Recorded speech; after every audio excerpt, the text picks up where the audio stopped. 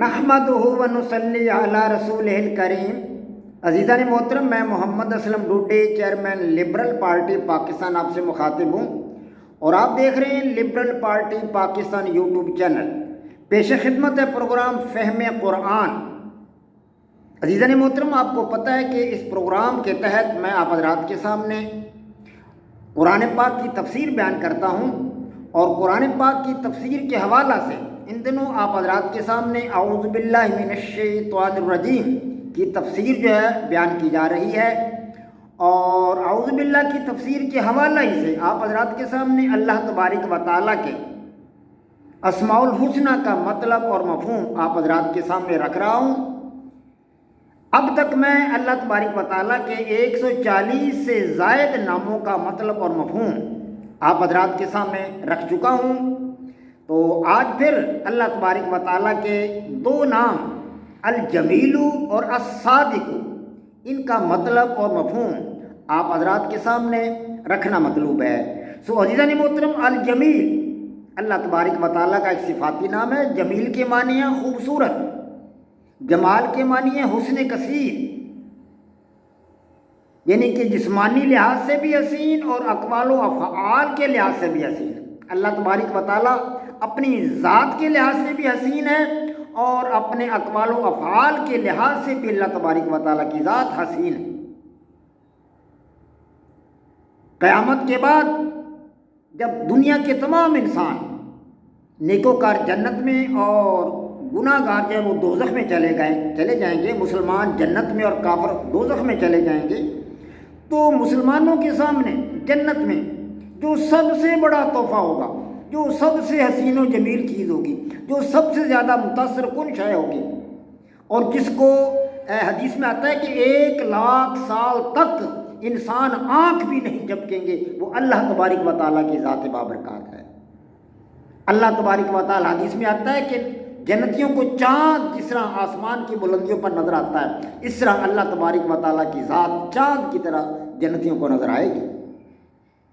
اور اللہ تبارک و تعالیٰ کے حسن و جمال کو 1,00,000 سال تک جنتی دیکھتے رہیں گے، حتیٰ کہ آنکھ تک بھی نہیں جھپکیں گے، آنکھ بھی نہیں جھپکیں گے 1,00,000 سال تک۔ کہاں رہی وہ بات جہاں حضرت موسیٰ علیہ السلام کہا کرتے تھے یا رب ارنی، اے اللہ پاک میں آپ کو دیکھنا چاہتا ہوں، تو اللہ کا حسن و جمال اور پیغمبر خدا نہ دیکھ سکے، اللہ کا حسن و جمال پیغمبر خدا نہ دیکھ سکے، کوہ طور جل کر خاک ہو گیا اور حضرت موسیٰ علیہ السلام بے ہوش ہو کر زمین پر گر پڑے۔ اللہ کا حسن و جمال کون دیکھ سکتا ہے؟ اللہ تبارک و تعالیٰ کی ذات جنتیوں کو وہ آنکھیں عطا کرے گا، وہ صلاحیت عطا کرے گا، وہ نور عطا کرے گا کہ اللہ تبارک و تعالیٰ کی ذات کو جنتی ایسے دیکھیں گے جیسے چاند کو دنیا میں دیکھا جاتا ہے، اور 1,00,000 سال تک اپنی آنکھ کو بھی نہیں جھپکے۔ تو اللہ تبارک و تعالیٰ کی ذات نے جو فرمایا سچ فرمایا، اپنے اقوال و افعال کے لحاظ سے اللہ تبارک و تعالیٰ کی ذات حسین ہے۔ اس نے ہم سے وعدہ کیا ہے کہ جو میرے حکموں کے مطابق زندگی گزار کر میرے پاس آئے گا، اس کو بے بہا نعمتیں دوں گا، اس کو جنتیں عطا کروں گا، لطف و کرم کی زندگی عطا کروں گا، اور خدا تبارک و تعالیٰ کا حسن اور خدا تبارک و تعالیٰ کی بنائی ہوئی جنت کتنی حسین و جمیل ہوگی۔ یہ دنیا ہی ہمیں تو یہی رلائے پھرتی ہے، انسان اس کی رنگینیوں سے ہی باہر نہیں نکل رہا، اس کی رنگینیوں سے ہی باہر نہیں نکل پاتا، تو اللہ تبارک و تعالیٰ کی جنت کتنی حسین ہوگی، اور پھر اللہ تبارک و تعالیٰ کی ذات کا حسن و جمال کیسا ہوگا۔ عزیزان محترم، اللہ تبارک و تعالیٰ جمیل ہے، جمیل ہے، حسین ہے، خوبصورت ہے، اس لیے کہ وہ خیر کثیر دنیا کو عطا کرتا ہے۔ کیا کچھ نہیں عطا کیا اللہ تبارک و تعالیٰ نے؟ انسان کو اشرف المخلوقات بنایا، تمام جانوروں پر اللہ تبارک و تعالیٰ نے اسے فوقیت عطا کی۔ بڑے بڑے جانور ہیں، قوی الجثہ ہیں، بڑے بڑے طاقتور ہیں، شیر کی دھاڑ انسان برداشت نہ کر سکے، اور ہاتھی کتنا طاقتور ہے، لیکن اللہ تبارک و تعالیٰ نے انسان کو طاقت عطا کی کہ ان کو چڑیا گھروں میں بند کر کے رکھا ہوا انسان۔ اللہ تبارک و تعالیٰ نے یہ خیر کثیر انسان کو عطا کی ہے، اور حسین اللہ تبارک و تعالیٰ کی ذات حسین ہے، جمیل اس لیے کہ اس نے خیر کثیر انسان کو عطا کی ہے، بندوں کو عطا کی ہے، اپنی مخلوق کو عطا کی ہے۔ تو بندوں کو بھی چاہیے، انسان پر بھی یہ فرض عائد ہوتا ہے کہ اللہ تبارک و تعالیٰ کی ذات کو سمجھنے کے لیے، اس کی ذات کو دیکھنے کے لیے اس کے احکام پر عمل پیرا ہوا جائے۔ اگر ہم اللہ تبارک و تعالیٰ کے احکامات کے مطابق اپنی زندگیوں کو گزاریں گے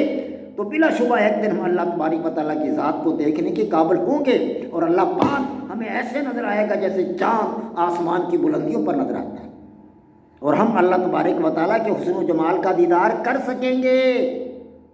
آج ہم ان آنکھوں سے نہیں کر سکتے، جی ہاں، آج ان آنکھوں کو اللہ تبارک و تعالیٰ کے لیے اس کی اطاعت میں دے دیں، اپنی پیشانی کو زمین پہ رکھیں، اپنے جسم کو رگڑے زمین پر، اللہ تبارک و تعالیٰ کی اطاعت کریں، اس کے احکاموں کو مانیں، تو بلا شبہ اللہ تبارک و تعالیٰ کا حسن و جمال ہم قیامت کے دن، قیامت کے بعد جنت میں اللہ تبارک و تعالیٰ کے حسن و جمال کو دیکھیں۔ تو عزیزان محترم، اگلا اللہ تبارک و تعالیٰ کا صفاتی نام ہے الصادق۔ الصادق عزیزان محترم، الصادق کے معنی ہیں اظہار اصلیت، اصلیت کا اظہار، یعنی کہ سچائی کا اظہار۔ عزیزان محترم، دل و زبان کا ایک ہونا، یہ ہے الصادق، اور وعدہ اور قول و اقرار میں پورا اترنا، یہ ہے الصادق۔ اور قرآن پاک میں آتا ہے وَمَنْ أَصْدَقُ مِنَ اللَّهِ حَدِيثًا، وَمَنْ أَصْدَقُ، خدا سے بڑھ کر بات کا سچا کون ہو سکتا ہے؟ خدا سے بڑھ کر بات کا سچا کون ہو سکتا ہے؟ اس نے کہا کہ میں تم کو زندگی عطا کروں گا، اس نے ہمیں زندگی دی، زندگی کا حسن دیا، صحت کا حسن دیا، تندرستی کا حسن دیا۔ اللہ تبارک و تعالیٰ نے ہمیں کھیل کود کے لیے لڑک پن کا حسن عطا کیا، لڑک پن عطا کیا، جوانی عطا کی، بیوی بچے دیے، ہیں جی، عزیز و اقارب دیے، دوست احباب، دنیا کی رونقیں دی اللہ پاک نے، اس لیے کہ وہ سچا ہے، صادق ہے، اس نے سچ فرمایا تھا۔ اس نے فرمایا تھا کہ میرے بندے، میں تجھے دنیا میں بھیجوں گا اور پھر ایک دن تمہیں اپنے پاس واپس بھی بلا لوں گا۔ اللہ تبارک و تعالیٰ کا یہ سچ بظاہر بھی اور حقیقت میں بھی اللہ تبارک و تعالیٰ کی یہ بات سچ ہے کہ اس نے ہمیں تمام چیزیں عطا کی، اس نے ہمیں تمام نعمتیں عطا کی۔ اللہ تبارک و تعالیٰ سچا ہے، اور اس سے بڑھ کر بات کی سچی ہو سکتی ہے؟ اس نے وعدہ کیا ہے کہ تم میرے احکامات کو مان کر آؤ گے تو میں تمہیں اپنا دیدار بھی کراؤں گا، اور اپنی بے بہا نعمتوں والی جنت بھی تمہیں عطا کروں گا۔ تو عزیزان محترم، خدا سے بڑھ کر کوئی سچا نہیں۔ آج ہم چھوٹی سی بات پہ اپنے چھوٹے سے منافع کے لیے، چھوٹی سی منفعت کے لیے جھوٹ بول دیتے ہیں،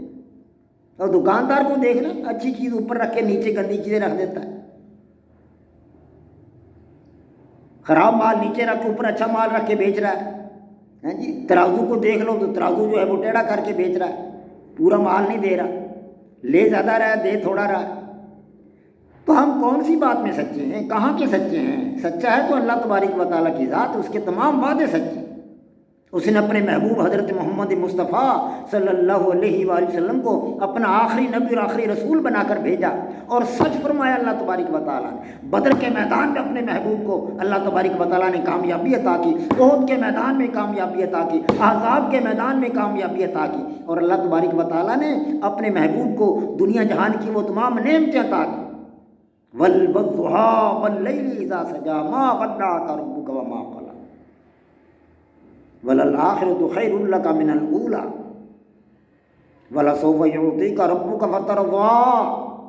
اے میرے محبوب تم خوش ہو جاؤ گے، اتنی نعمتیں تمہیں عطا کروں گا کہ تم خوش ہو جاؤ گے۔ اللہ کے وعدے سچے ہیں، اور اللہ کا یہ وعدہ بھی سچا ہے کہ جب ہم مر جائیں گے اللہ تبارک و تعالیٰ کے سامنے پیش ہوں گے۔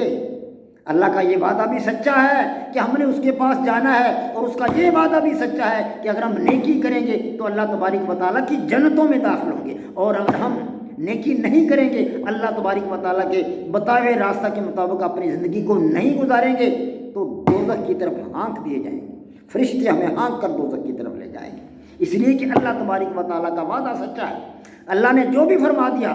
میرے پروردگار نے جو بھی فرما دیا وہ سچ ہے اور حق ہے، اس کی بات سچ ہے اور حق ہے۔ وما علینا الا البلاغ۔ پاک فوج زندہ باد، پاکستان پائندہ باد۔